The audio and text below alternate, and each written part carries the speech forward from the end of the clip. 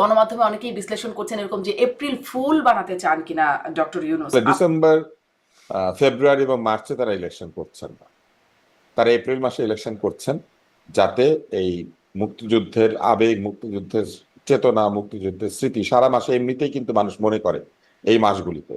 ফলে তারা ইলেকশনে এই মুক্তিযুদ্ধের প্রভাবকে খর্ব করার জন্য এপ্রিল মাসে নিয়ে গিয়েছেন নির্বাচনটা। স্যার আপনি 5 বছর থেকে যান বললে উনি থাকবেন, কিসের ভিত্তিতে থাকবেন? ভোট নিতে হবে না? অনির্বাচিত সরকার 5 বছর ধরে থাকবে কেন? কি মানে কেউ কি ফেরেশতা নাকি যে ওনারা খালি দেশ বদলাতে পারেন? বাংলাদেশে আর কোনো লোক নাই দেশ চালানোর মতো? ঐতিহাসিক অবদান ডক্টর ইউনূসের, তাকে অনুপ্রাণিত করেছে। তিনি তার সফর মানে এই সফরকে সাফল্যমণ্ডিত হোক সেই প্রত্যাশার কথা বলছেন তার চিঠিতে। অন্যদিকে ওখানে যুক্তরাজ্য আওয়ামী লীগ সেখানে কালো পতাকা মিছিল করছে। উনি তো ব্রিটিশ হিসেবে চিঠিটা দিয়েছেন, উনি তো শেখ হাসিনা বোনের মেয়ে হিসেবে দেন নাই। এইটাই হচ্ছে তার স্ববিরোধিতা। যখন দরকার পড়ে তখন উনি বোনের মেয়ে, আর যখন দরকার পড়ে না তখন উনি ব্রিটিশ এমপি। কিন্তু এটা আওয়ামী লীগের জন্য আসলে কেমন, যেখানে তিনি আসলে অনুপ্রাণিত হচ্ছেন ডক্টর ইউনূসের কর্মকাণ্ডে, আর আওয়ামী লীগ মানে শেখ হাসিনা তো তাকে সবসময় সুদখোর, জঙ্গি, খুনি ইত্যাদি বলেই যাচ্ছেন। আওয়ামী লীগের গর্ত নিজে খুঁড়ে সেই গর্তের মধ্যে পড়েছে, এখন আওয়ামী লীগ অন্যের ঘাড়ে দোষ দেয়। তাদের লজ্জা পাওয়া উচিত। এবং আজকে যে টিউলিপের চিঠি, এটাই তো আওয়ামী লীগের জন্য একটা মরার উপরে খাড়ার ঘা, একটা চটকনা। জিএম কাদেরের বাড়ি ভাঙতে গেল, পরে রংপুরের লোকজন মাইন্ড করলো। কই রংপুরের লোকজন তো ইকবালের রুমের বাড়ি পড়ানোর সময় মাইন্ড করলো না কেন? কারণ জোর করে ক্ষমতায়। প্রফেসর ইউনূসের পদত্যাগের বিষয়টি একটি নাটক, একটি ভাওতা। এই জুলাই আন্দোলনের একটি বড় স্লোগান ছিল নাটক কম করো পিও। গ্রামীণ ব্যাংক কি ইনকাম করে কার টাকার থেকে? জনগণের টাকার থেকে। লোন দেয়, লোন জনগণ সুদে আসলে পরিশোধ করে। সেই সুদে আসলে পরিশোধের যে প্রফিট, সেই প্রফিট থেকে কর দিবে, উনি দিতে চায় না। ডক্টর আব্দুল নূর তুষার, আপনাকে স্বাগত জানাচ্ছি পালস অফ পলিটিক্সের আমার আজকের আয়োজনে। এই কদিনে আসলে অনেকগুলো ইস্যু জমে গেছে কথা বলবার মতো। আমি যেহেতু অনেক ইস্যু আপনার কাছ থেকে একটু সুনির্দিষ্ট করে বা ছোট ছোট করে শুনতে চাইবো। শুরু করি একটু সাবেক রাষ্ট্রপতি আব্দুল হামিদ, তিনি দেশ থেকে যখন থাইল্যান্ডে গেলেন চিকিৎসার জন্য, তখন অনেক আলোচনা সমালোচনা হলো, অনেক ঘটনা ঘটে গেল আসলে। তারপরে তিনি 1 মাস পরে দেশে ফিরেও আসলেন চিকিৎসা শেষে। এই পুরো ঘটনাটা আপনি কিভাবে দেখেন সেটা নিয়ে একটু শুনতে চাইবো। এবং সাথে সাথে এটিও যে তিনি ফেরার পরে স্বরাষ্ট্র উপদেষ্টাকে প্রশ্ন করা হয়েছিল যে তাকে গ্রেপ্তার করা হচ্ছে না কেন, তিনি উত্তর দিলেন যে ফৌজদারি মামলার তদন্তে দোষ বা অপরাধ প্রমাণিত না হওয়া পর্যন্ত কাউকে গ্রেপ্তার করা হবে না। এই জন্য একটু এই ব্যাখ্যার প্রেক্ষিতে প্রশ্ন করতে চাই। সম্প্রতি অভিনেত্রী, ধরুন নুসরাত ফারিয়া থেকে শুরু করে অভিনেতা অভিনেত্রী যাদের গ্রেপ্তার করা হয়েছে, সাংবাদিক যাদের গ্রেপ্তার করা হয়েছে, বা সেরিনা হায়াত আইভির মতো রাজনীতিবিদ যাদের গ্রেপ্তার করা হয়েছে, তাদেরকে আসলে সব দোষ প্রমাণিত হয়েছে বলেই আমরা মনে করবো তাহলে? এই স্বরাষ্ট্র উপদেষ্টা অনেক অদ্ভুত অদ্ভুত কাজ করেছেন।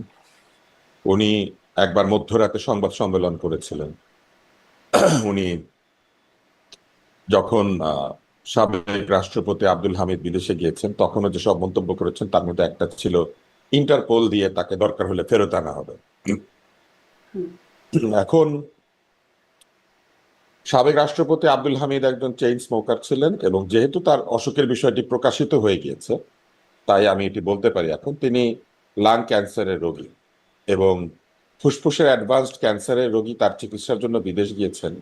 এই বিষয়টি নিয়ে তার সঙ্গে যে ধরনের অবমাননা করা আচরণ করা হয়েছে, যে ধরনের বক্তব্য রাখা হয়েছে, এটা একজন প্রাক্তন রাষ্ট্রপতি, 5 বারের এমপি এবং সংসদের স্পিকার, বাংলাদেশের সবচেয়ে গুরুত্বপূর্ণ 2টি পদে তিনি ছিলেন, স্পিকার এবং রাষ্ট্রপতি। তো মোট 3টি গুরুত্বপূর্ণ পদ, তার মধ্যে 2টিতেই তিনি ছিলেন। এরকম একজন লোক যার বয়স 80-র বেশি, এরকম একজন লোক বিদেশে গিয়েছেন চিকিৎসা করতে। তার বিষয়ে যে ধরনের আলাপ করা হয়েছে, যে ধরনের বক্তব্য রাখা হয়েছে, যেভাবে এক ধরনের ধারণা তৈরি করা হয়েছে যে তিনি পালিয়ে গেছেন, তিনি আর ফিরবেন না, তিনি দেশত্যাগ করেছেন, আমি মনে করি যে এটি অত্যন্ত অবমাননাকর এবং এটা এক ধরনের নিচতা, মিননেস। কিন্তু আসলে তো অনেকেই গেছেন, যারা গেছেন তারা তো ফিরছেন না, আওয়ামী লীগের যারা সিনিয়র নেতারা, তো সেটা মনে করা তাদের ফেরা না ফেরার সাথে তো তার যাওয়াটা তো না না না, তাদের যাওয়া না যাওয়া আর ওনার যাওয়া না যাওয়ার মধ্যে তফাৎ আছে। উনি যখন গিয়েছেন, উনি চিকিৎসার্থে যাচ্ছেন, চিকিৎসার কাগজপত্র দিয়েই গিয়েছেন, এবং তার চিকিৎসার কাগজপত্র আইন শৃঙ্খলা রক্ষাকারী বাহিনীর কাছেও ছিল, এবং তাকে যারা যেতে দিয়েছেন তারা জানতেন যে তার চিকিৎসার জন্য তিনি যাচ্ছেন এবং রোগটি কি সেটাও তারা জানতেন। ফলে আমি মনে করি না যে অন্যদের চলে যাওয়া আর তার চলে যাওয়া একই রকম। অন্যরা চলে গিয়েছে 5ই আগস্টের আশেপাশে, অন্যরা চলে গিয়েছে 626 জনের লিস্টের মধ্যে লুকিয়ে থেকে। উনি 626 জনের লিস্টেও ছিলেন না, উনি লুকিয়েও থাকেন নাই, উনি পালিয়েও যান। উনি পালাতে চাইলে তো আগেই পালাতে পারতেন। ফলে আমি মনে করি তার সঙ্গে যে আচরণটি করা হয়েছে এটি অবমাননাকর, এবং এই ধরনের অবমাননার সংস্কৃতি চালু করা হলে ভবিষ্যতেও রাষ্ট্রপতিরা এবং ভবিষ্যতেও যারা এই ধরনের সম্মানজনক পদে থাকবেন তারাও একই ধরনের অবমাননাকর পরিস্থিতির মধ্যে দিয়ে হয়তো যাবে। এবং এই বিষয়গুলি হচ্ছে একটি গণতান্ত্রিক রাষ্ট্র তৈরি করার ক্ষেত্রে বাধা। যারা সংস্কারের কথা বলছেন, যারা বলছেন আমাদের রাজনৈতিক সংস্কৃতি বদলাতে হবে, তারা যখন এই ধরনের আচরণ করেন তখন তাদের সংস্কারের উদ্দেশ্য এবং সংস্কারের প্রতি তাদের যে আহ, সততা, সংস্কারের প্রতি তাদের কমিটমেন্ট, এইগুলি নিয়ে প্রশ্ন করার সুযোগ ওঠে। এবং সেটাই হয়েছে। যারা বলছেন যে তারা রাজনৈতিক সংস্কৃতি বদলাবেন, তারা দেশের গণতান্ত্রিক সংস্কৃতি নিয়ে আসবেন, তারা সংস্কারের মাধ্যমে বাংলাদেশের খোলনলচে বদলে দিবেন, তারা বিগত স্বৈরাচারী শাসকদের মতোই আচরণ করছেন এবং একই ধরনের মন্তব্য করছেন যেটা তিনি এখনো করেছেন। আর হুম, নুসরাত ফারিয়াকে শুধু গ্রেপ্তার করা হয় নাই, এরকম আরো অনেককে জি, গ্রেপ্তার করা হয়েছে যাদের বিরুদ্ধে অপরাধ প্রমাণিত হয় নাই, কেবল অভিযোগের ভিত্তিতে। ফলে এই কাণ্ডগুলিও আসলে এইসব যুক্তিতর্ক দিয়ে ডিফেন্ড করা যাবে না। আমার মনে হয় সংস্কারের একটা প্রথম বিষয় হতে পারে, আমাদের মন্ত্রীরা, উপদেষ্টারা তো কখনো নিজের ভুল স্বীকার করেন না। এই স্বরাষ্ট্র উপদেষ্টার উচিত তিনি যে আবোল তাবোল কথা বলেছেন এটার জন্য নিজের ভুল স্বীকার করা এবং এক ধরনের সরি বলা, এক ধরনের মার্জনা ভিক্ষা করা। হুম, আচ্ছা। এই যে মানে আপনি বলছেন এই কথাগুলোকে আবোল তাবোল কথা, এই তাকে তিনি যখন দেশ ছাড়েন, আব্দুল হামিদ যখন দেশ ছাড়েন, তারপরে যেই হট্টগোল শুরু হয়ে গেল, তার প্রেক্ষিতে একটা তদন্ত কমিটিও গঠিত হয়েছিল 3 জন উপদেষ্টাকে নিয়ে। তদন্ত কমিটি, তারা এখনো 1 মাসও তারা প্রতিবেদন দেন নাই। মানে তদন্ত কমিটিতে ছিল যে তিনি তারা কিভাবে কি দেশ, প্রতিবেদন দিবেন? জি, তাদের পক্ষে তো প্রতিবেদন দেওয়া সম্ভব না, কিন্তু কারণ আসলে তারা তো তদন্ত জানতেন কমিটির তারা কেন কাজটা দেশ কি, ছেড়েছেন। মানে কেমন করে গেলেন সেটা তো মোটামুটি জানাই, গণমাধ্যমে প্রতিবেদনও আসছে, ভিআইপি প্রটোকলে প্রধান এই সবই বিমানবন্দরে তারা, চলে গেলেন, এসবির ক্লিয়ারেন্স, এগুলো তো না আমরা না, পড়ছি। এই সবই তারা করেন এক ধরনের রাজনৈতিক উদ্দেশ্য থেকে, এবং এক ধরনের ফেক, এক ধরনের আহ, এক ধরনের ধোঁয়াশা তৈরি করার জন্য তদন্ত কমিটি করে দিয়েছে। আপনার কি মনে আছে সচিবালয়ে আগুন ধরেছিল, তদন্ত কমিটি হয়েছিল, শেষ পর্যন্ত কি হয়েছে? কে আগুন ধরিয়েছিল? কি ধরা পড়েছে? এখনো পর্যন্ত যতগুলি তদন্ত কমিটি হয়েছে তাদের রিপোর্টে কি ধরা পড়েছে? কে ধরা পড়েছে? কোন নতুন তথ্য আবিষ্কৃত হয়েছে? এবং এই যে একটা তদন্ত কমিটি তারা গঠন করে দিলেন, যে তদন্ত কমিটি রিপোর্ট দেয় নাই, তারা কি করে রিপোর্ট দিবেন? তারা তো জানেনই তার অসুখ হয়েছে, কি অসুখ হয়েছে, কেন গিয়েছেন, কোন হাসপাতালে ভর্তি আছেন, সবই তো তারা জানেন। জি, তাহলে এই যে মানে তাকে ঘিরে যে একটা ক্ষোভ তখন আমরা দেখলাম, এবং সেই ক্ষোভের একটা বহিঃপ্রকাশ হলো, আন্দোলন হয়ে উঠলো, একটা দাবি চলে আসলো, আওয়ামী লীগ নিষিদ্ধ হয়ে গেল। এখন তো আব্দুল হামিদ আবার সুবোধ বালকের মতো ফিরেও আসলেন। এই এই বিষয়গুলি জি, এখন করাই তাহলে কি, হয়েছে মানে সেই রাজনৈতিক ক্ষোভটার উদ্দেশ্য থেকে। অবস্থা এখন তাহলে কি হবে?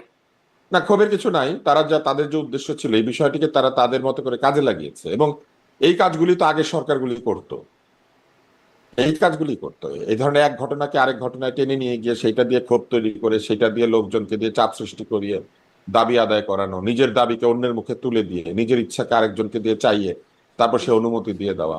এনসিপি যে সরকারের দল, এনসিপির যে মূল মাস্টারমাইন্ড এই সরকারের ভেতরেই আছে, এটা তো পরিচিত, মানে এটা তো পরিষ্কার। জি, আপনি আমি এটাও একটু জানতে চাই, এই সম্প্রতি আবার দেখলাম যে শেখ কবির, শেখ হাসিনার চাচা, তিনিও সিঙ্গাপুরে গেছেন, বিমানবন্দর দিয়ে গেছেন।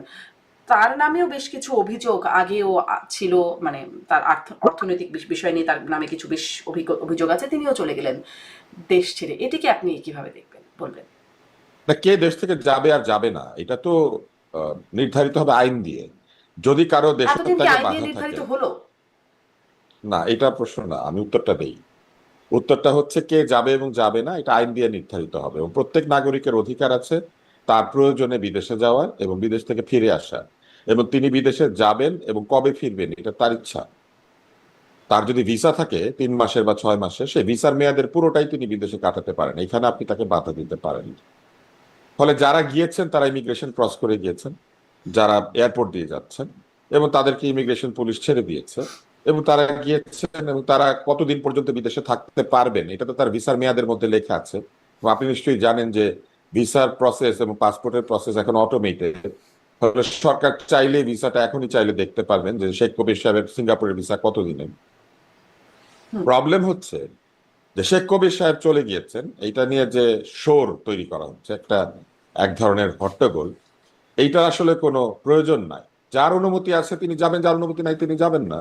এটা তো সহজ হিসাব, শেখ হলেই যেতে পারবেন না, জি, এটা শেখ তো না হলে স্বাভাবিক যেতে কথা পারবেন। বলছেন আপনি, যৌক্তিক কথা বলছেন, এটা হবার কথা, কিন্তু এটি কি হয়ে আসছে?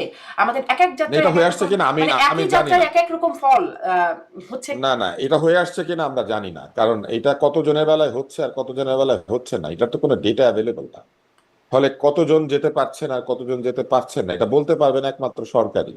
হুম, এবং কেউ গেলেই যে সেই খবরটা বের হয়ে পত্রিকায় এসে নাড়াচাড়া শুরু হয়, এই ব্যাপারটাও খুব রহস্যজনক। ওইখানে যদি আপনারা বসেই আছেন উনি চলে যাওয়ার সময়, তাহলে যেতে দিলেন কেন? আর চলেই যদি গিয়েছে তাহলে আবার এটা নিয়ে কথা বলছেন কেন যে উনি চলে গিয়েছে? হুম, উনি কেন গিয়েছেন সেটা বলতে হবে, উনি কি কারণে ভিসা নিয়ে সিঙ্গাপুর গিয়েছেন এবং উনি কবে ফিরবেন, তার ভিসার মেয়াদ কতদিনের। এবং উনি যদি ভিসা মেয়াদের মধ্যে ফিরে না আসেন এবং ওনার বিরুদ্ধে যদি কোনো মামলা থাকে, কোনো অভিযোগ থাকে, তাহলে জি, এটার ব্যাপারে সরকার তদন্ত করতে পারবেন এবং যদি অপরাধী প্রত্যর্পণ চুক্তি থাকে সেসব দেশ থেকে তাকে ফেরতও চাইতে পারবেন। কিন্তু মজার ব্যাপার হচ্ছে এই সরকারের সঙ্গে কিন্তু ভারতের অপরাধী প্রত্যর্পণ চুক্তি আছে, কিন্তু তারা পিকে হালদারকে ফেরত চান নাই এখনো। পিকে হালদার জনগণের টাকা চুরি করে পালিয়ে গেছেন, সে পিকে হালদারকে তারা ফেরত আনতে চান না। তাদের লোকেরা প্রশ্ন করে সালাউদ্দিন সাহেব কোথায় লুকিয়েছিলেন, পিকে হালদার কোথায় আছে, তাকে ফেরত আনেন না কেন? সে তো জনগণের টাকা চুরি করেছে। আপনারা না জনগণের বন্ধু, আপনারা না জনগণের জন্য সংস্কার করছেন, তাহলে পিকে হালদারকে ফেরত আনার জন্য ভারতকে একটা চিঠি দেন না। জি। আম, আ- শোনা মানে যাচ্ছে? আমি একটু এবারে একটু আসি ডক্টর ইউনূসের নির্বাচন প্রসঙ্গে। তিনি কথা বলছেন, বহুদিনের প্রত্যাশিত বক্তব্য হয়তো এসেছে যে এপ্রিলে নির্বাচন। আম, গণমাধ্যমে অনেকেই বিশ্লেষণ করছেন এরকম যে এপ্রিল ফুল বানাতে চান কিনা ডক্টর ইউনূস। আপনার বিশ্লেষণ জানতে চাই যে এপ্রিলে কেন, এই ব্যাখ্যাটা কি? বিএনপি বলছে এই ব্যাখ্যাটা বিএনপি পায় না, এই ব্যাখ্যাটা কি কোনোভাবে আপনারা পাচ্ছেন যে আসলে? এপ্রিলে নির্বাচন কেন আমি আপনাকে একটু বলি। হ্যাঁ, এপ্রিলে নির্বাচন এই জন্য যে ডিসেম্বর হচ্ছে বাংলাদেশের বাঙালি জাতির ইতিহাসের একটি গুরুত্বপূর্ণ মাস। ডিসেম্বর মাসে 14ই ডিসেম্বর, 16ই ডিসেম্বর আছে এবং ফেব্রুয়ারি মাসে 21শে ফেব্রুয়ারি আছে।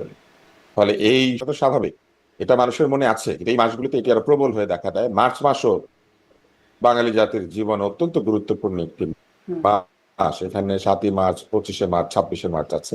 ফলে বাঙালি জাতির সংগ্রামের শুরু মার্চ মাসে। ফলে ডিসেম্বর, ফেব্রুয়ারি এবং মার্চে তারা ইলেকশন করছেন না, তারা এপ্রিল মাসে ইলেকশন করছেন, যাতে এই মুক্তিযুদ্ধের আবেগ, মুক্তিযুদ্ধের চেতনা, মুক্তিযুদ্ধের স্মৃতি সারা মাসে এমনিতেই কিন্তু মানুষ মনে করে এই মাসগুলিতে। ফলে তারা ইলেকশনে এই মুক্তিযুদ্ধের প্রভাবকে খর্ব করার জন্য এপ্রিল মাসে নিয়ে গিয়েছেন নির্বাচনটা। এবং একই সঙ্গে আসিফ নজরুল এটাও বলেছেন যে জানুয়ারি মাসের পরে এপ্রিলে তারা নিয়ে গিয়েছেন যাতে আরো বেশি পরিমাণে তরুণরা ভোট দিতে পারে। ফলে এই সরকার এটা ম্যানিপুলেট করার জন্য করেছে, তারা আরো বেশি সংখ্যক তরুণদেরকে ভোট দেওয়ার সুযোগ করে দিচ্ছেন। কারণ আপনার নিশ্চয়ই মনে আছে, সরকার প্রধান একটা বক্তৃতায় বলেছিলেন যে ভোটের বয়স 17 বছর করে দেন। হুম। তো ভোটের বয়স 17 বছর না করে যারা 17 ছিল তাদের 18 হওয়ার পর্যন্ত অপেক্ষা করে তারপরে ভোটটা তারা দিয়েছেন এপ্রিল মাসে। এবং আসিফ নজরুল তার স্ট্যাটাসে এটা বলেছেন যে তরুণদের আরো বিস্তৃত অংশগ্রহণ, তরুণরা আরো বেশি ভোট দিবে, তো সেই জন্য তাতে তারা খারাপ কি? এপ্রিল মানে মাসে তরুণরা নির্বাচনটা যদি নিয়ে আজকে, গিয়েছেন।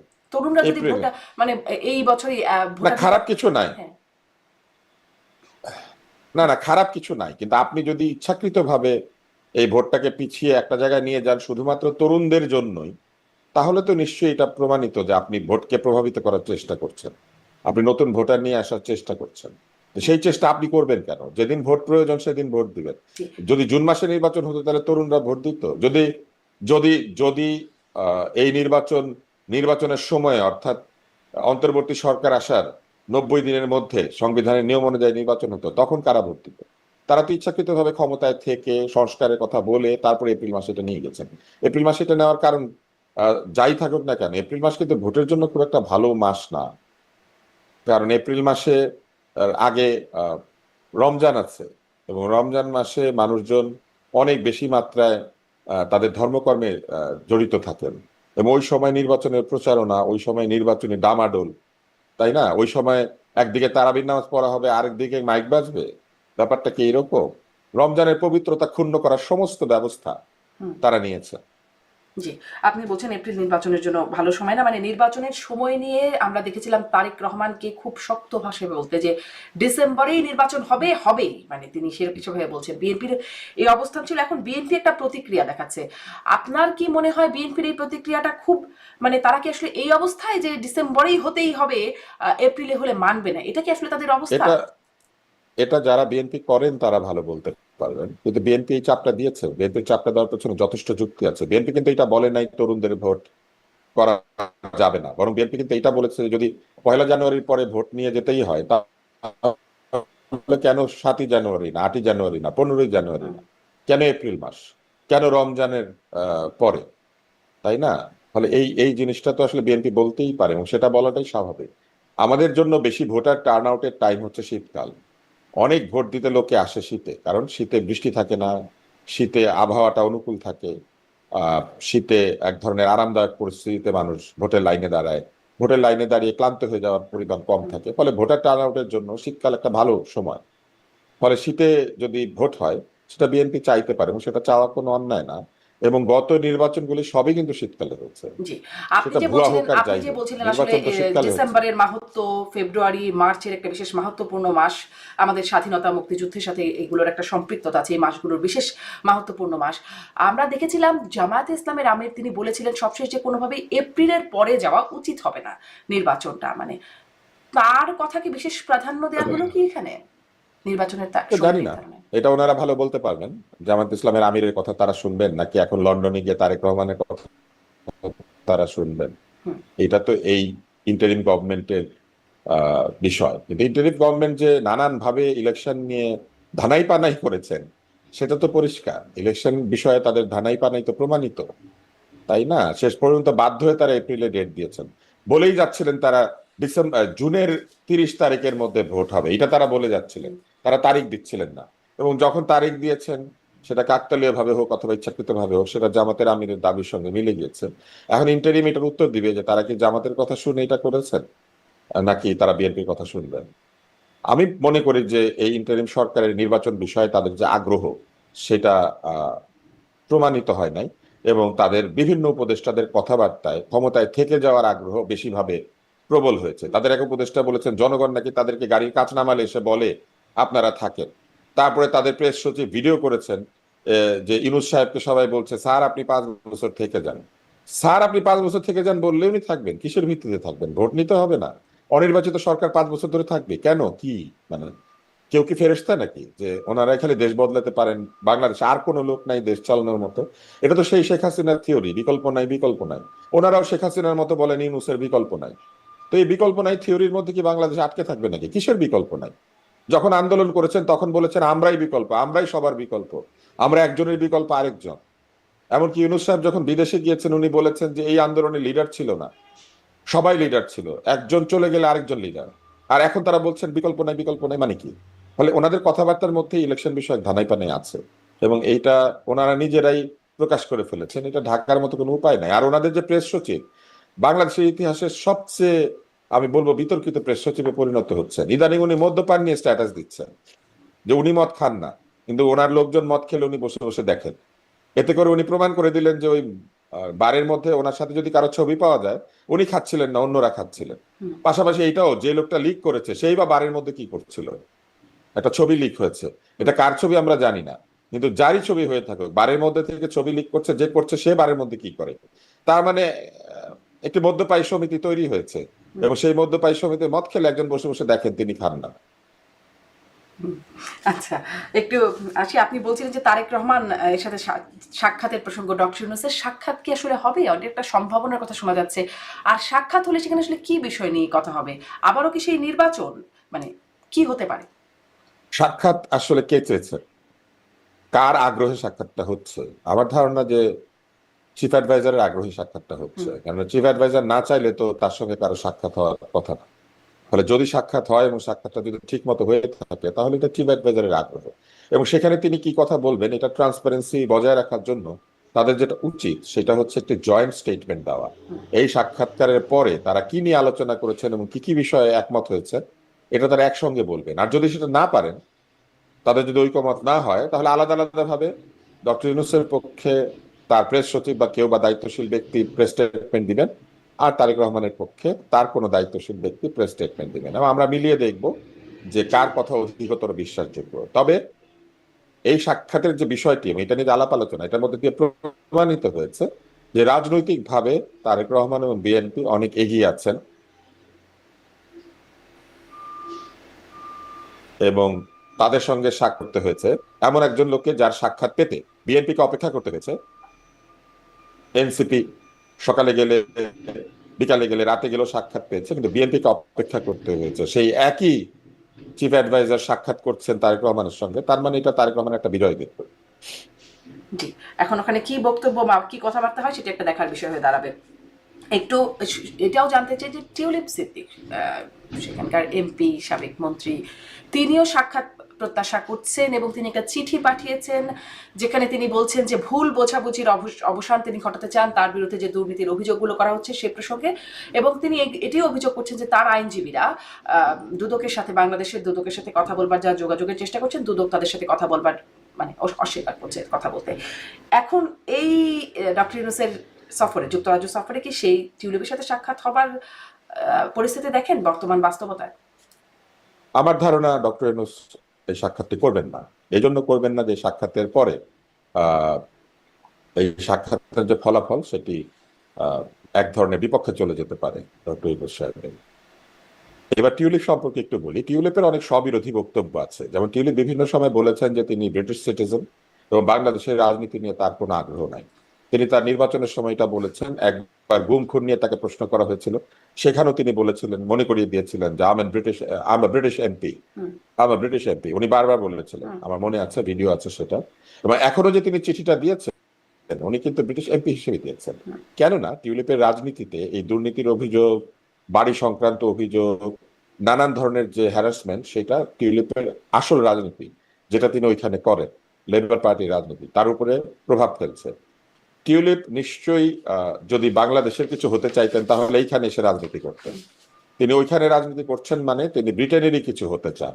ব্রিটেনের এমপি, ব্রিটেনের মন্ত্রী, ভবিষ্যতে ঋষি সুনাকের মতো যদি প্রধানমন্ত্রী হয়ে যান, সম্ভব, ব্রিটেনের সবকিছুই সম্ভব। ফলে আমার ধারণা যে টিউলিপ এই ব্রিটিশ এমপি হিসেবে চিঠিটা দিয়েছেন তার নিজের রাজনীতির প্রয়োজনে।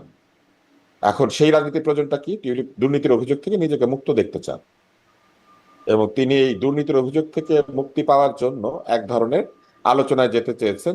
তিনি শেখ হাসিনার বোনের মেয়ে হওয়ার অপরাধে যাতে তাকে কোনো ধরনের হ্যারাস করা না হয়, আমার ধারণা এই জন্যই তিনি চিঠিটা দিয়েছেন। এবং চিঠিটা দিয়ে উনি একটা রাজনৈতিক খেলা করেছেন।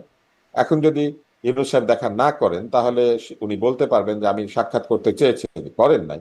আর যদি সাক্ষাৎ করেন তাহলে উনি যুক্তিতর্ক প্রমাণ তুলে ধরতে পারেন হয়তো, এবং সেটা তুলে ধরলে যদি সেই যুক্তিতর্কের সামনে কোনো কারণে এই সরকারের যুক্তিগুলি দুর্বল হয়ে যায় তাহলেও কিন্তু একটি সমস্যা। ফলে দুই ধরনের সমস্যা মুখোমুখি হয়েছেন প্রধান উপদেষ্টা। ফলে এইটা থেকে মুক্তি পাওয়ার একটাই উপায়, প্রধান উপদেষ্টা তিনি তার সময়ের অজুহাত দিবেন, বলবেন যে আমার পূর্ব নির্ধারিত সফরসূচির সাথে এই মিটিং এর কোনো সম্পর্ক নাই বলে আমি সময় দিলাম না। আমার ধারণা এটাই তিনি করবেন।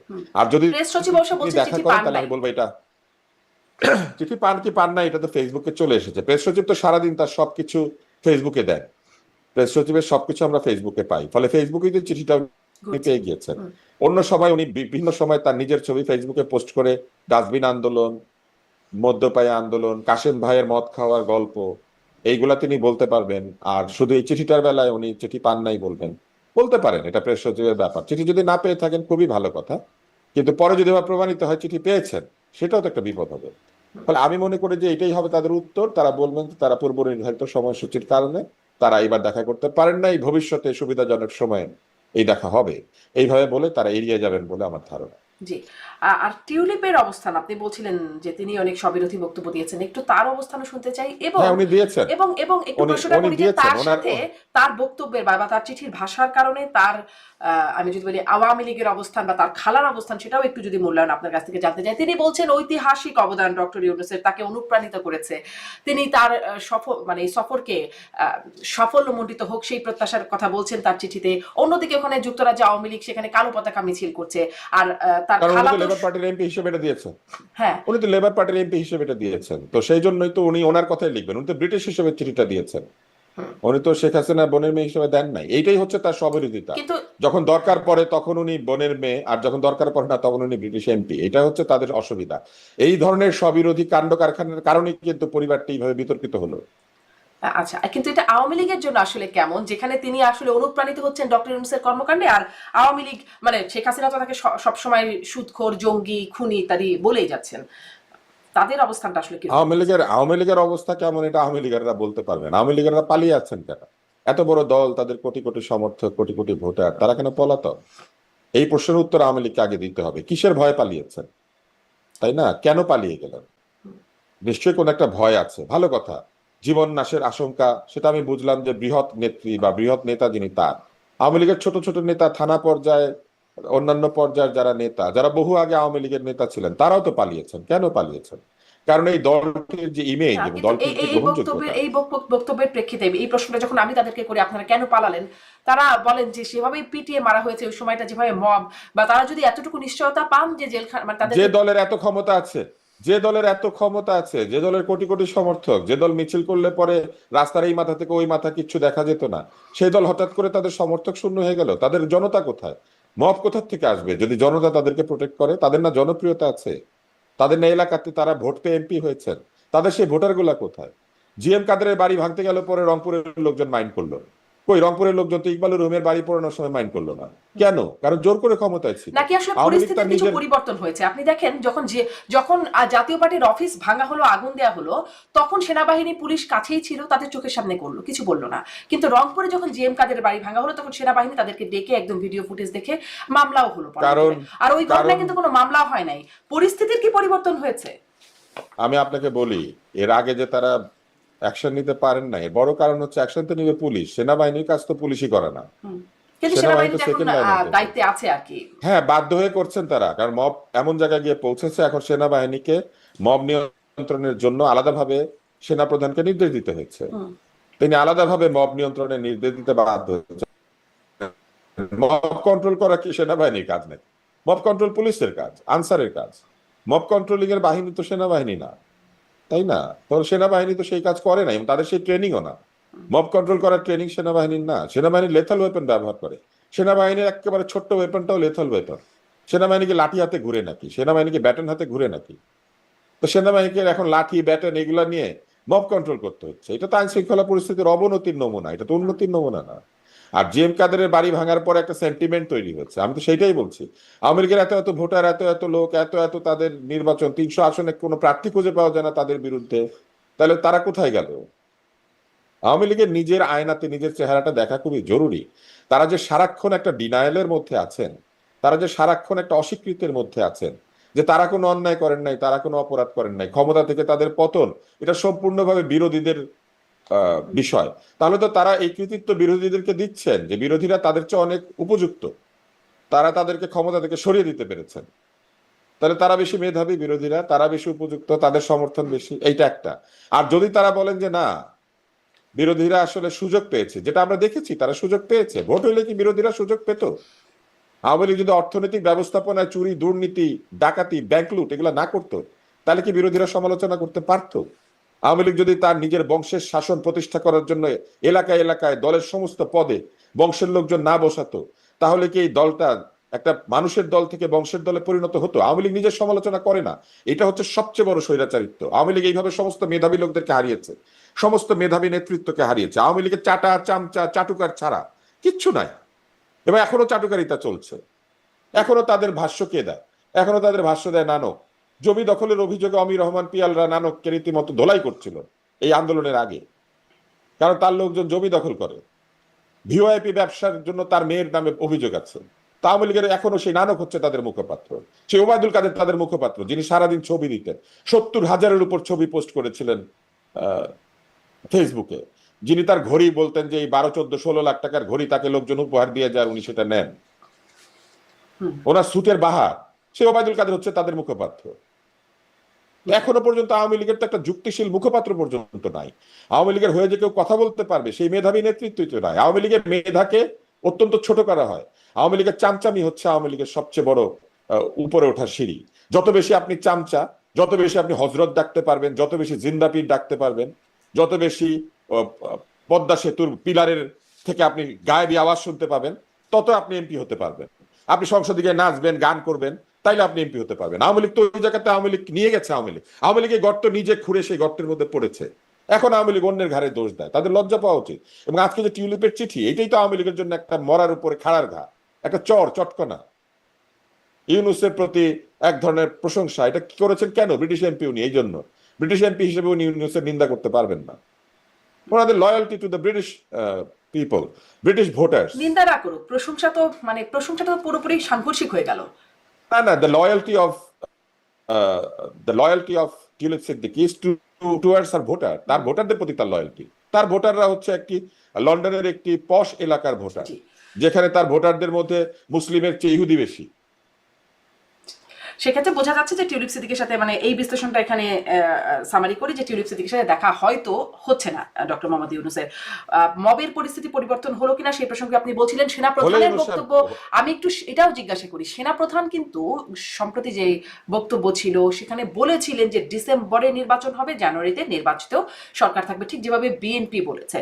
এখন সেনাপ্রধানের অবস্থানটা কি হবে? সেনাপ্রধান আবার ঈদে সাক্ষাৎ করলেন, তাতে কি আসলে সেখানেও কোনো বরফ গলবে বা নরম হবে সুর, এরকম মনে হয়? সেনাপ্রধান হিসেবে তার যে ম্যান্ডেট, তার যে দায়িত্ব, তার যে শপথ, সেটার প্রতি তিনি সুবিচার করছেন। আমি সেনাপ্রধানকে দেখছি একজন পেশাদার সৈনিক হিসেবে। উনি একজন পেশাদার সৈনিক। উনি জানেন যে সেনাবাহিনীর কাজ মব কন্ট্রোল করা না। উনি জানেন সেনাবাহিনী লাঠি ব্যবহার করার জন্য ট্রেনিং পায়, সেনাবাহিনী লিথল ওয়েপন ব্যবহার করার জন্য ট্রেনিং পায়, সেনাবাহিনী বন্দুকের মাথায় বেয়োনেট থাকে। ফলে উনি তো জানেন ওনার সৈনিকরা কি, ওনার অফিসাররা কি। উনি একজন পেশাদার সৈনিক হিসেবে সেনাবাহিনীকে তার যে দায়িত্ব, সেই দায়িত্বে ফেরত নিতে চান। সেই কারণে যত তাড়াতাড়ি ইলেকশন হবে ততই ভালো। কারণ ওনার কাজ কি? ওনার কাজ হচ্ছে বাংলাদেশের সেনাবাহিনীর মর্যাদা রক্ষা করা, সেনাবাহিনীর ঐক্য রক্ষা করা, সেনাবাহিনীর যে পরিবেশ সেটা রক্ষা করা। উনি সেটাই করছেন। আমি তো দেখছি যে উনি একমাত্র প্রফেশনাল দায়িত্ব পালন করছেন। আর কাউকে তো দেখতে পাচ্ছেন না। উপদেষ্টারা গল্প গুজব করে, সকালে এক কথা বলে, বিকালে এক কথা বলে, ইন্টারপোলের কথা বলে, আবার সন্ধ্যার সময় বলে যে অভিযোগ থাকলে গ্রেপ্তার হবে। তো এইগুলোই তো চলছে। সেই জায়গাতে আমি বলবো যে সেনাবাহিনী প্রধান যেটি বলেছিলেন ডিসেম্বরে নির্বাচন হওয়া দরকার, উনি এটা ঠিকই বলেছিলেন এবং ওনার জায়গা থেকে উনি ঠিক আছেন। কেননা যত তাড়াতাড়ি নির্বাচন হবে, এবং শুধু তাই নয়, এটা তো নিশ্চিত যে সেনাবাহিনী ডিপ্লয়েড হবে নির্বাচনের সময়। তো এই বর্ষায় কিংবা তীব্র গরমে সেনাবাহিনী ডিপ্লয় করা আর শীতকালে সেনাবাহিনী ডিপ্লয় করা, দুইটার মধ্যে আকাশ পাতাল তফাৎ আছে। প্রবল গরমে বৈশাখী দাবদাহতে আপনি সেনাবাহিনী মোতায়েন করতেছেন, আর আপনি শীতের মধ্যে সেনাবাহিনী মোতায়েন করছেন। দুইটা সম্পূর্ণ একটা আলাদা পরিবেশ। সেনাবাহিনীকে ফুল ড্রেসে থাকতে হয়, তাদেরকে অনেক ওজন ক্যারি করতে হয়। সেনাবাহিনী যে বন্দুক ক্যারি করে সেটা পুলিশের বন্দুকের চেয়ে হেভি। সেনাবাহিনী যে পরিমাণ গুলি কোমরে আটকে রাখে, পুলিশ সেটা রাখে না। ফলে সেনাবাহিনী যে ধরনের অস্ত্র, গাড়ি এবং অন্যান্য কিছু ব্যবহার করবে ডিপ্লয়মেন্টের সময়, সেগুলোর জন্য শীতকাল ভালো সময়। ফলে উনি একদমই স্পষ্ট যে ঠিক এটা সময়টা অসুবিধাজনক বলেছেন। একটা অবস্থান। কিন্তু এখন কি করবেন সেনাপ্রধান? বা সেনাপ্রধান কি তার অবস্থান থেকে একটু সরবেন? নরম হবেন তিনি? তিনি তো খুবই শক্ত অবস্থায় বলেছিলেন ডিসেম্বরেই নির্বাচন হবে, জানুয়ারিতে নির্বাচিত সরকার। এইটা এইটা আমি বলতে পারি না, কেননা এইটার উত্তর তিনি দিতে পারবেন এবং তার তার মতামত এটা আমি তার হয়ে বলতে পারি না। এটা আমি জানিও না আসলে। কিন্তু আমার কাছে মনে হয় যে তিনি এই পর্যন্ত যা যা বলেছেন সেগুলোর প্রতি স্টিক করার চেষ্টা করেছেন। কারণ এটাও সেনাবাহিনীর ট্রেনিং। সেনাবাহিনী যখন কিছু বলে সেটা তারা রক্ষা করার চেষ্টা করে। ফলে আমার ধারণা যে সেনাবাহিনীর যে অনুরোধ বা সেনাবাহিনীর যে ইচ্ছা, সেটার প্রতিও বৃদ্ধাঙ্গুলি প্রদর্শন করা হয়েছে এই এপ্রিলে নির্বাচনের ডেট দিয়ে। ফলে এক ধরনের সংঘাত, এক ধরনের সমস্যা, এক ধরনের বিরোধ তৈরি করার চেষ্টা এই পুরো তত্ত্বাবধায়ক এই ইন্টারিম সরকারের মধ্যে আছে। এবং এইটাই হচ্ছে ইলেকশন নিয়ে তাদের ধানাই পানা। আরেকটু যদি ওই তারা ঘটনা তাদের থেকে তাদের আরেকটু ইচ্ছা যদি মতো আপনার মূল্যায়ন জানতে তারা চাই। তাদের ইচ্ছা মতো এগুলা করবেন। জি। তারা তাদের ইচ্ছা মতো এগুলা করেই চলেছেন। আরেকটু যদি মূল্যায়ন জানতে চাই সেখানে, যে সেনা প্রধান যখন সেই কথা বললেন যে ডিসেম্বরেই নির্বাচন হবে, জানুয়ারিতে নির্বাচিত সরকার থাকবে, তারপরে আমরা দেখলাম ডক্টর ইউনূসের পদত্যাগের একটা আলোচনা শুরু হয়ে গেল, তিনি পদত্যাগের ইচ্ছা পোষণ করলেন, তারপরে সব রাজনৈতিক দলগুলোর সাথে বৈঠক হলো এবং এটা তো একটা বৈঠকে ভাওতা। যমুনায় জামাতের আমিরের সাথে বৈঠকের পর জামাতের আমির গেলেন সেনা প্রধানের সাথে দেখা করতে এবং মানে সেনা প্রধানের বক্তব্যেরই একটা রিয়াকশন তো এই পদত্যাগের বিষয় আসয়। তারপর সেনা প্রধানের সাথে দেখা করতে জামাতের আমির গেলেন। মানে এই ঘটনাগুলোর পরম্পরা আপনি কিভাবে দেখেন? তারপরে আবার দেখলাম ঈদের শুভেচ্ছা বিনিময় করলেন। সেনা প্রধানের সঙ্গে দেখা করতে যে কোনো রাজনৈতিক দলের প্রধান বা যে কেউ আগ্রহ প্রকাশ করতে পারেন। সেনা প্রধান টাইম দিলে ওনারা দেখা করবেন। আমি এটার মধ্যে কিছু দেখি না। যেহেতু বিএনপির কেন্দ্রীয় নেতৃত্ব, প্রধান যিনি ব্যক্তি, তিনি বাংলাদেশে থাকেন না, অথবা তিনি এই মতামতের সঙ্গে কোনো দ্বিমত পোষণ করেন না, কেননা বিএনপিও তো ডিসেম্বরে নির্বাচন চেয়েছে, ফলে তাদের দেখা করার কোনো প্রয়োজনীয়তা নাই। কিন্তু জামাত যেহেতু ডিসেম্বরে নির্বাচন চায় না, হয়তো সেই কারণে দেখা করতে গিয়েছেন। এটা জামাতের আমিরকে আমি অনুরোধ করবো একদিন আপনার অনুষ্ঠানে নিয়ে আসেন এবং এনে তাকে জিজ্ঞাসা করেন, কারণ তার কথাবার্তাতে অনেক স্ববিরোধিতা আছে। এখন যে আলোচনাটার মধ্যে আমরা ছিলাম, প্রফেসর ইউনূসের পদত্যাগের বিষয়টি একটি নাটক, একটি ভাওতা। এই জুলাই আন্দোলনের একটি বড় স্লোগান ছিল নাটক কম করো প্রিয়। আমি দেখলাম যে উনি নিজেই নাটক করলেন। এই পদত্যাগ পুরোপুরি একটা ভাওতা। সবাই জানতো যে উনি পদত্যাগ করবেন, উনি হুমকি দিচ্ছেন। এবং এই হুমকি উনি যেদিন উনি এখানে নেমেছিলেন এয়ারপোর্টে, সেখানেও দিয়েছিলেন, আমার কথা না শুনলে কিন্তু আমি চলে যাব। তো এটা উনি এক ধরনের ভাওতা দিয়েছেন, এবং ভাওতা যে দিয়েছেন সেটার প্রমাণ হচ্ছে উনি কি বলছেন। উনি বলছেন পোর্ট যাদেরকে দেওয়া হচ্ছে এটার বিরোধিতা কাউকে করতে দেওয়া হবে না।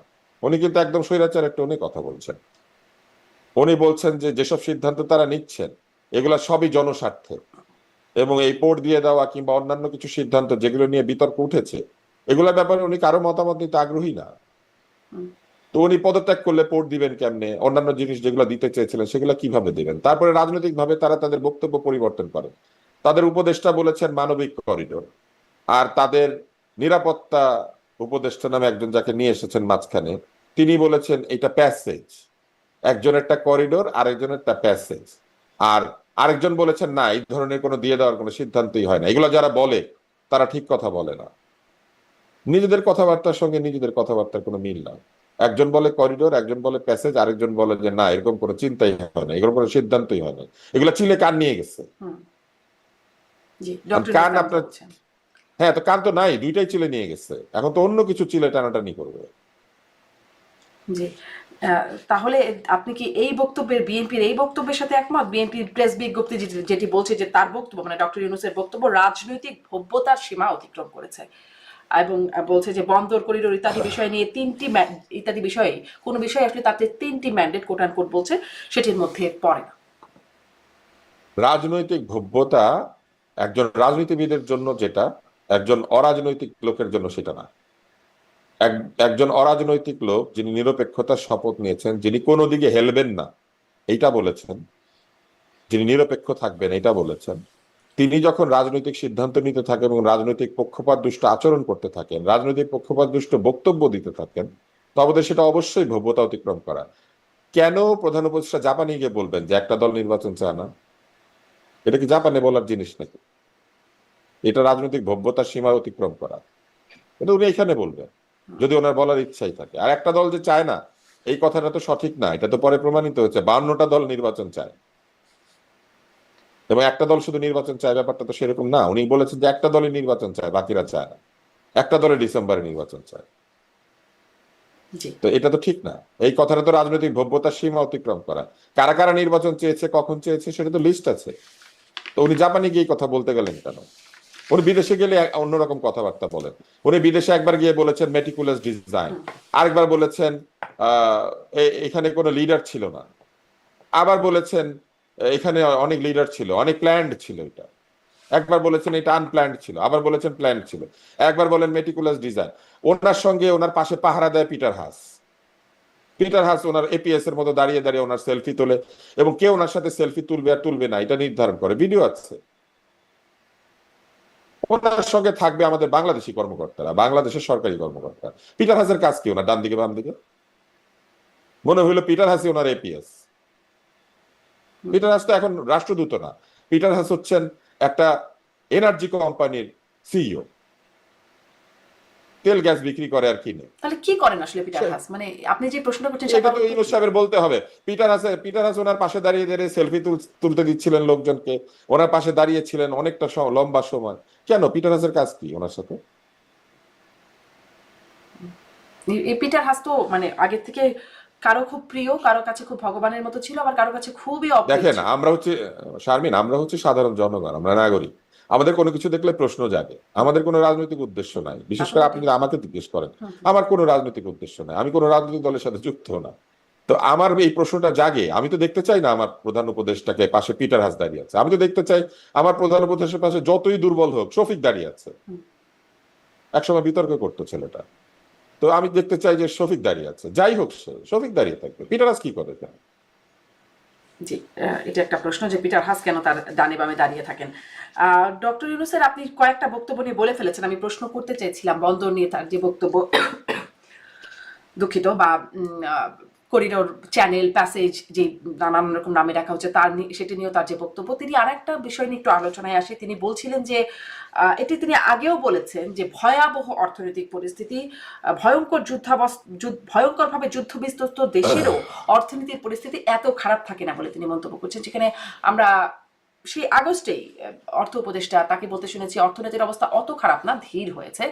আমরা বাংলাদেশ ব্যাংকের গভর্নরকেও এরকমটাই বলতে, মানে খুব যে ভয়াবহ অবস্থা সেই বিষয়ে ইঙ্গিত দেন নাই। তাহলে কি এটি সাংঘর্ষিক বক্তব্য? কোনটি আসলে বাস্তবতা?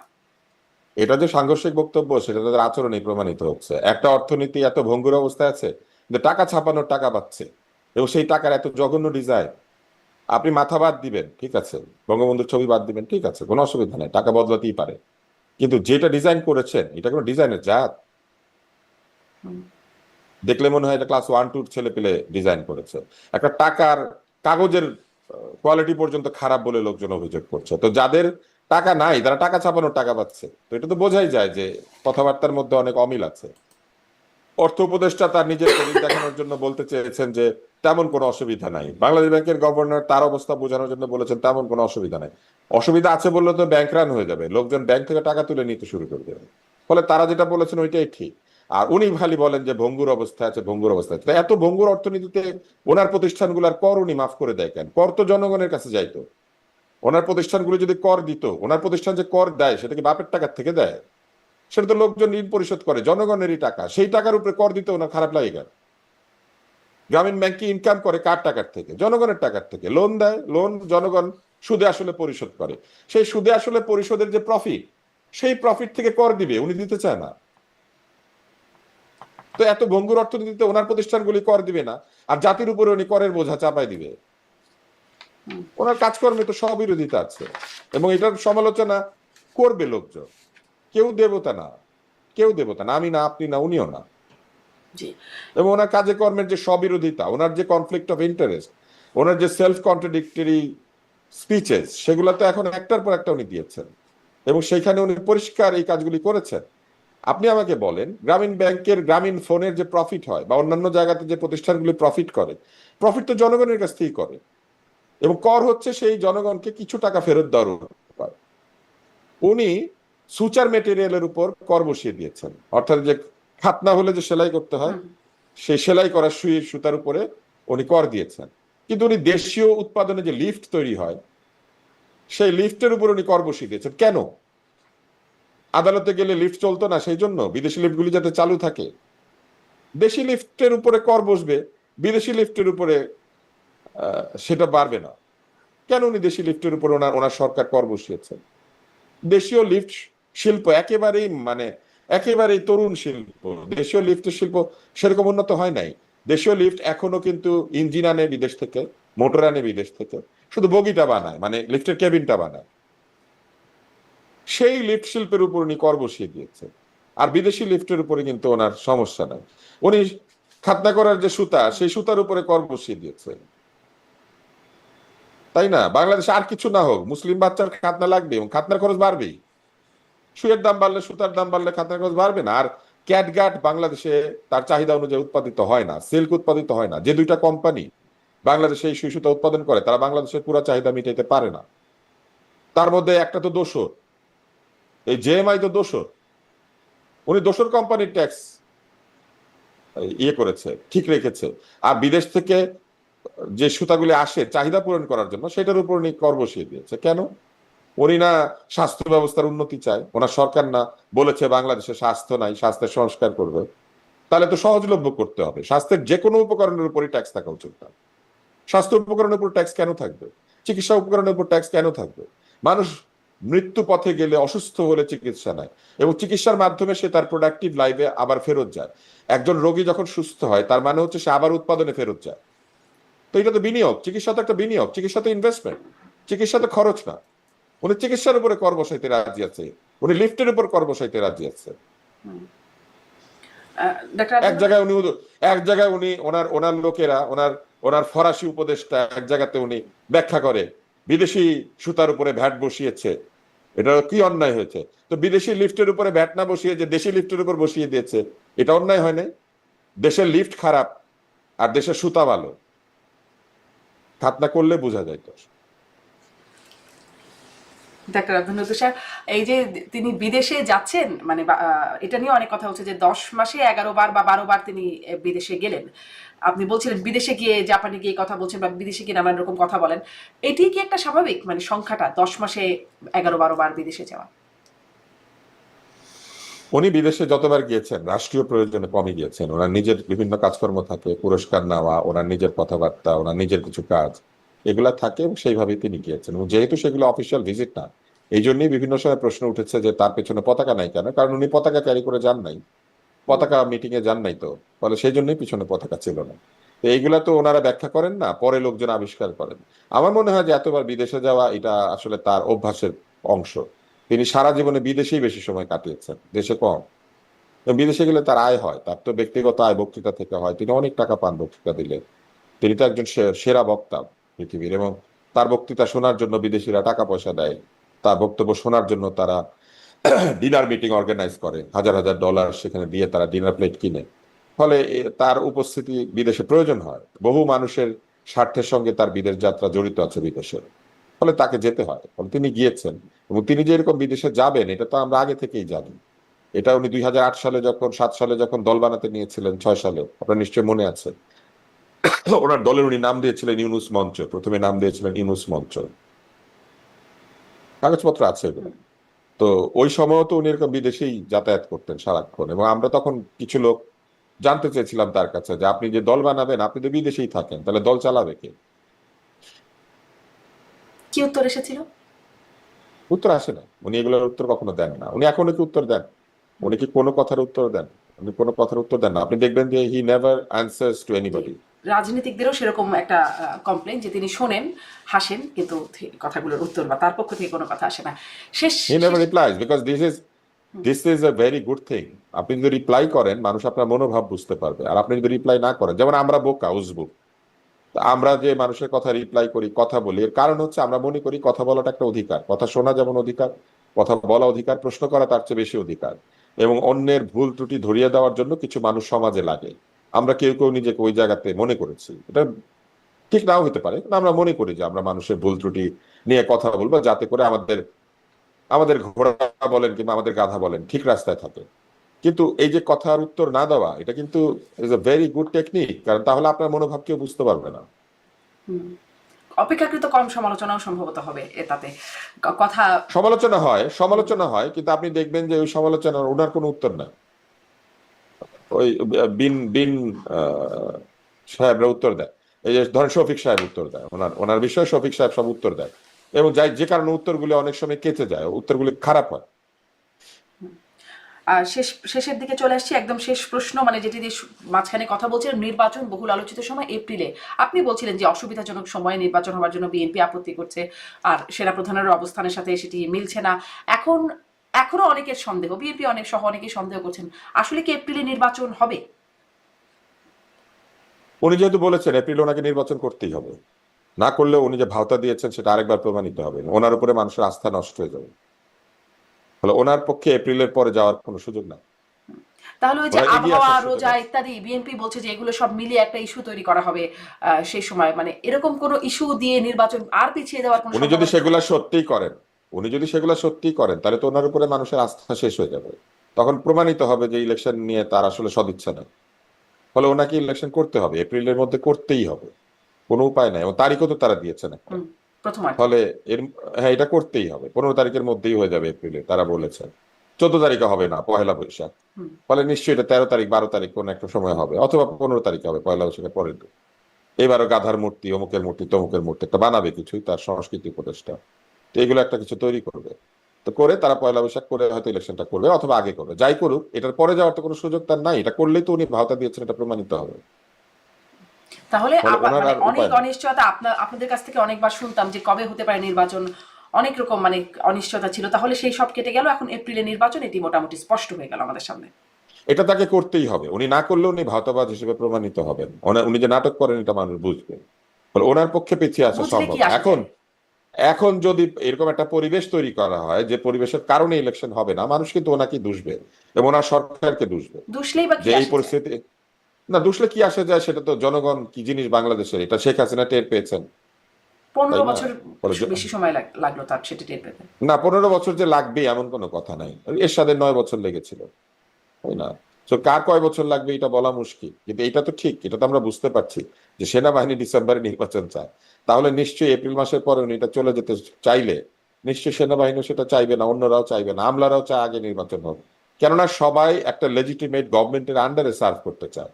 বাচ্চা কাচ্চা নির্দেশ শুনে, তাদের ধমকাধমকি শুনে, পড়ালেখা কইরা আসেন এইসব শুনে, তাই না, পরীক্ষা দেন অটো পাস, এই অটো পাসদের কথায় কি দেশ চলবে? এটাই কি আমাদের দেশের কথা ছিল? এটাই সংস্কার?